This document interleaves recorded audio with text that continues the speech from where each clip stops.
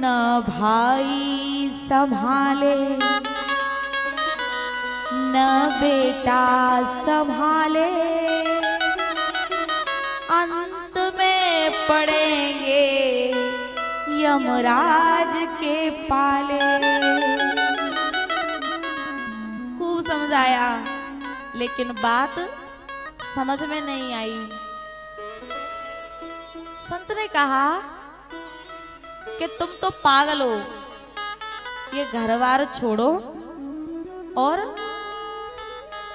संतों की सेवा करो, सन्यास धारण करो। तो कहते हैं आत्मदेव जी ने कहा कि तुम्हारे सन्यास में क्या रखा है, रूखा सूखा सन्यास। तुम्हें क्या पता कि जब घर में संतान होती है उसकी किलकारी गूंजती है तो मन को कितना सुकून मिलता है। पुत्रादि सुखहीनोऽयं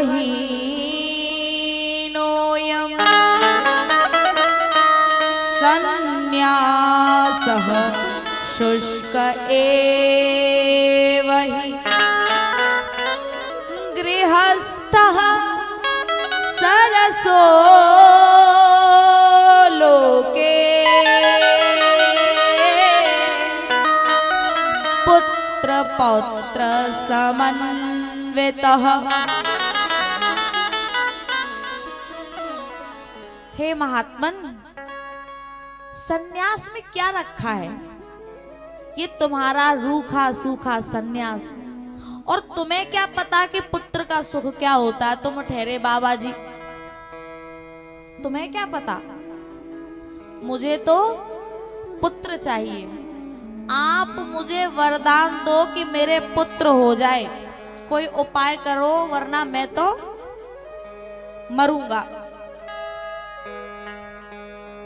भैया रामायण में दशरथ जी को भी कोई संतान नहीं थी, चौथापन आ गया, बुढ़ापा आ गया, लेकिन कोई संतान नहीं थी। ऐसी आत्मदेव जी के भी कोई संतान नहीं थी। बात समझ में आ रही है? बात समझ में आकर तो नेकाद मुंडी ला दे करो। आत्मदेव जी के भी कोई संतान नहीं है और दशरथ जी के भी कोई संतान नहीं है। दशरथ जी भी व्याकुल हैं पुत्र प्राप्ति के लिए और आत्मदेव जी भी व्याकुल हैं। एक बार भूपति मन माही भई गलानि मोरे सुतना।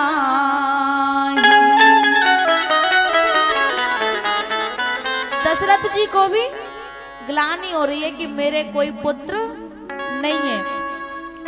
आत्मदेव जी भी वन में गए हैं और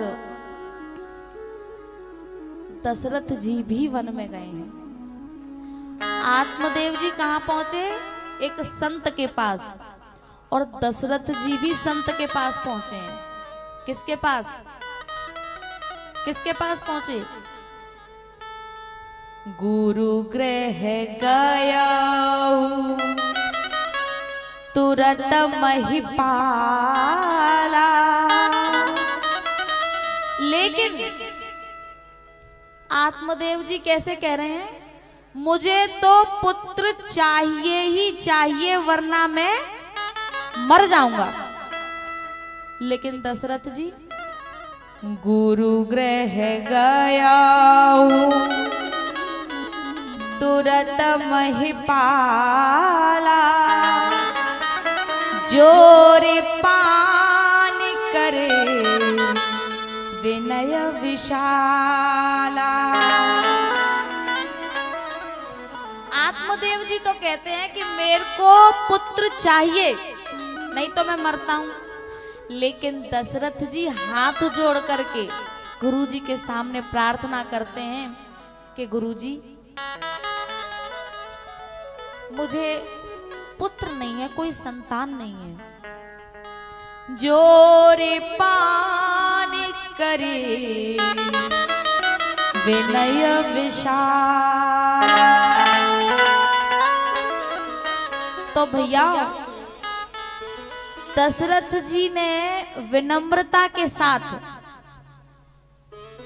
प्रेम से हाथ जोड़ करके गुरु के सामने, संत के सामने प्रार्थना की, तो उनको एक एक नहीं 4 वरदान मिले।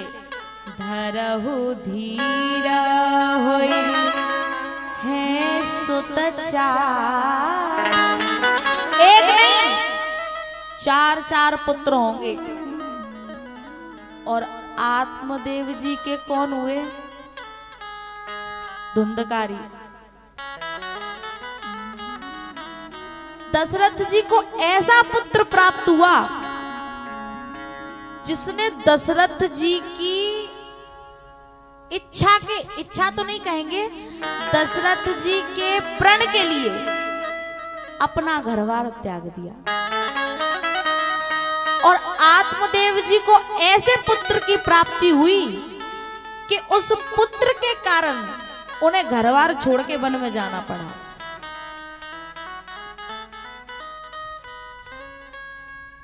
प्यारे, जब हम किसी महापुरुष के सामने यदि विनम्रता से,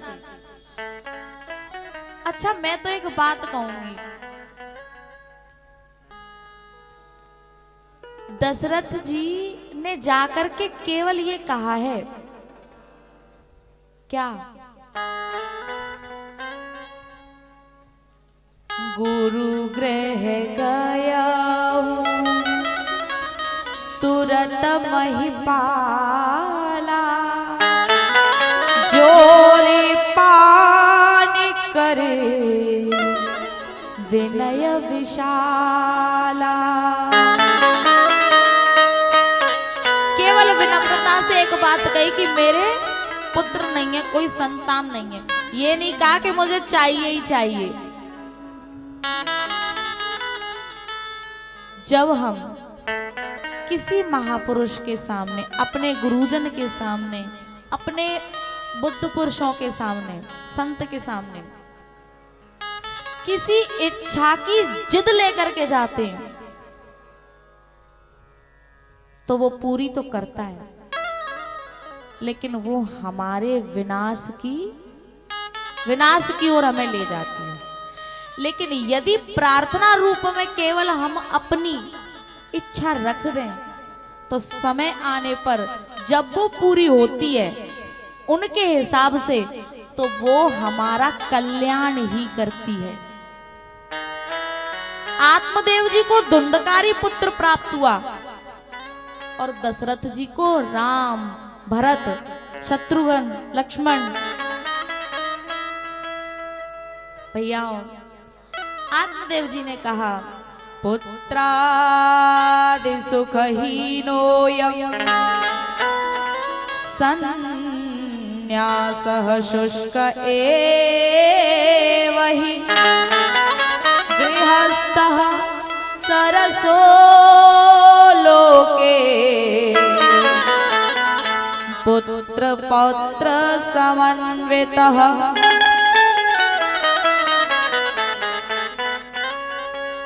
संत ने जब ध्यान लगाया तो देखा कि आत्मदेव जी को तो 7 जन्म तक कोई पुत्र नहीं है, कोई संतान नहीं है।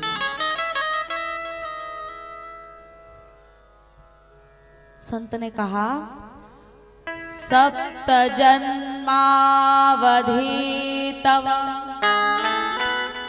पुत्रो नैव च नैव च शृणु विप्र मया तेद्य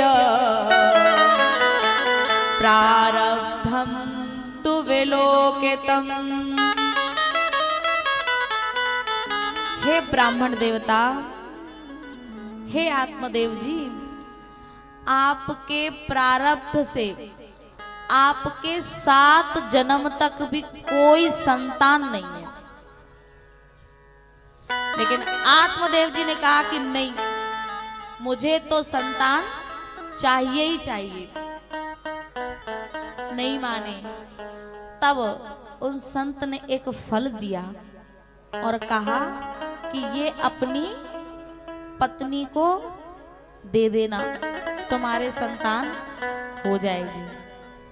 आत्मदेव जी उस फल को लेकर के वापस अपने घर आए। उन्होंने वो फल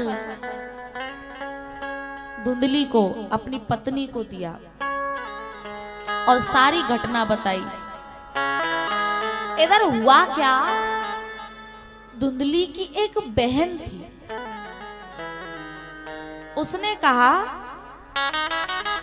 कि अरे बावरी, ऐसे काऊ बाबा जी के देवेते फल देवेते काऊ के पुत्र है जाए तो फिर सारी दुनिया में जिन संतान घूम रही है बिन के है जागो जब फलते काऊ संतान होते हैं। और सबसे बड़ी बात ये है कि मान लो तू फल खा ले और फिर ते बालक होगा तो कितनी पीड़ा होगी, तो ऐसा काम मत करे। तो धुंधली ने कहा कि मुझे तो संतान चाहिए, तो मैं क्या करूं? तो उसकी बहन ने कहा कि तू एक काम कर, जो मेरी संतान होगी ना वो मैं तुझे दे दूंगी, तू इस फल को मत खा। उसने कहा ठीक है। धुंधली ने वो फल जो उसके यहाँ गाय बंधी थी उस गाय को खिला दिया।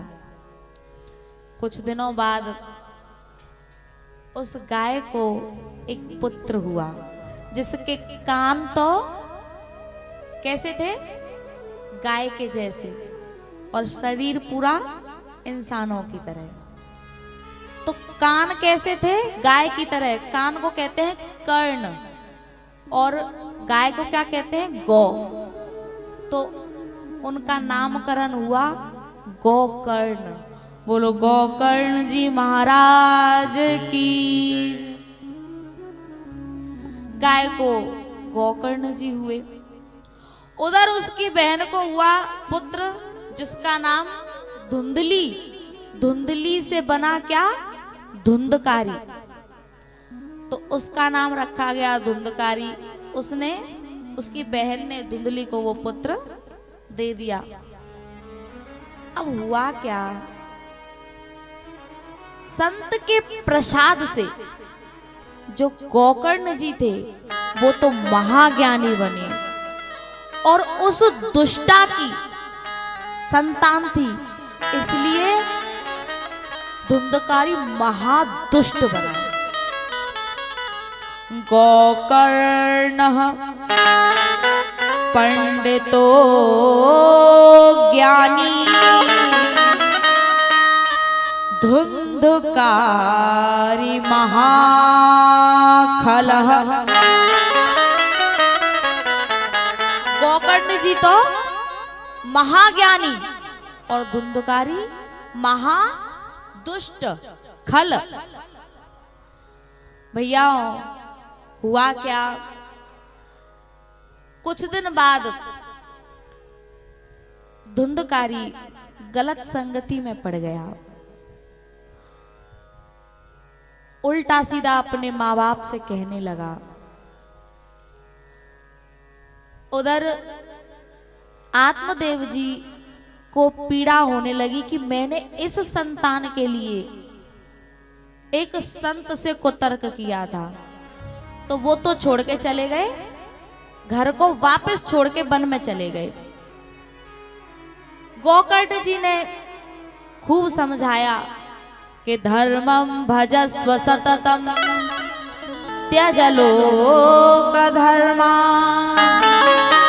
सेवस्व साधु पुरुषा जहि काम तृष्णा अन्यस्य दोष गुण चिंतनमाशु मुक्त्वा। बात समझना, अन्यस्य दोष गुण चिंतनमाशु तनमाशु मुक्त्वा सेवा कथा रसमहो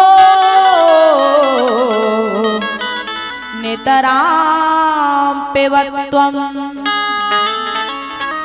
जो गोकर्ण जी महाराज थे ना, वो आत्मदेव जी को समझा रहे हैं। जब आत्मदेव जी धुंधकारी से परेशान होकर के जंगल में वापस चले गए, तब गोकर्ण जी ने समझाया कि धर्मम भजस्व सततम।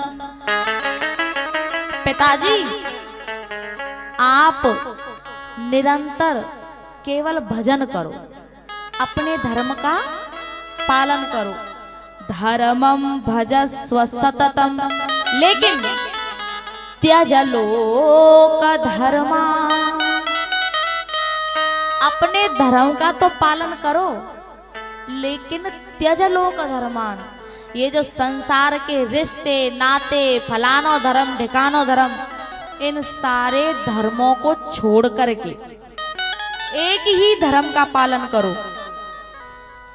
कोई किसी की संतान नहीं है,